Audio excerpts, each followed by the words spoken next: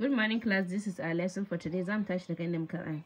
He is person of many abilities. Idan aka ce he is person of many abilities a turanci shine fassarar shi a Hausance shine mutum ne shi mai fasaha. Mutum ne shi mai fasaha. Ablaze abu yana ci balbal shine ake ce ma ablaze. Able dama. I can't be able to do your work. Ba zan iya samu damar yin aikinka ba. I can't be able to do your work. Ba zan iya samu damar yin aikinka ba. Able gwanancewa ga yin abu. Misali, they sang the song very ably.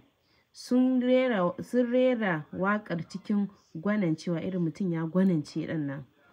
Abnormal wanda baya asaiti, abinda baya asaiti shine ake cewa abnormal. Abnormal wanda baya asaiti. He is an abnormal person. Shi mutum ne zararre, irin wanda bai da saiti.